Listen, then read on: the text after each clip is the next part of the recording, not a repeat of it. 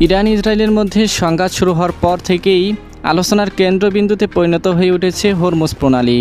কেননা ইরান বারবার হুমকি দিয়ে আসছিল, যদি তাদের স্বার্থে আঘাত আসে তাহলে তারা হরমুজ প্রণালী বন্ধ করে দিতে পারে।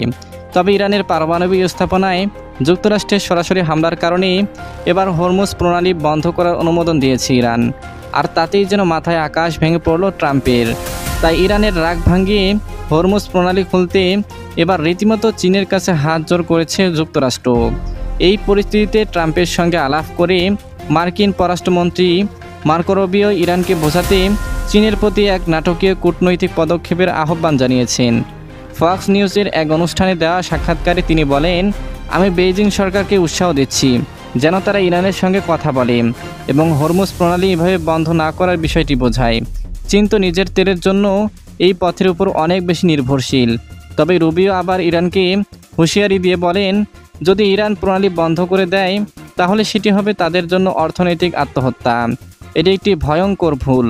আমাদের হাতে এর মোকাবিলার জন্য অনেক বিকল্প রয়েছে, কিন্তু এমন সিদ্ধান্ত বাস্তবায়িত হলে শুধু মধ্যপ্রাচ্যই নয়, বরং কেঁপে উঠবে গোটা বিশ্ব। এখানেই শেষ নয়। মজার ব্যাপার হলো, হুমকি ধমকির পরও মার্কিন এই কূটনৈতিক বলেন, যুক্তরাষ্ট্র এখনও ইরানের সঙ্গে কূটনৈতিকভাবে কথা বলার জন্য প্রস্তুত।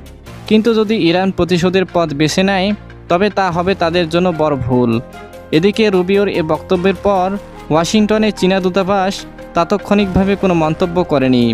বিশ্লেষকরা বলছেন, হরমুজ এখন কেবল একটি প্রণালীই নয়, বরং এটি পরিণত হয়েছে যুদ্ধ ও শান্তির সীমারেখায়।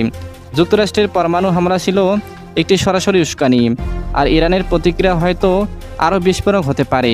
তাই আন্তর্জাতিক কূটনীতি এখন মোকাবিলা করছে চরম অগ্নিসংকটের, যেখানে একটি ভুল জালেই হতে পারে তৃতীয় বিশ্বযুদ্ধের সূচনা।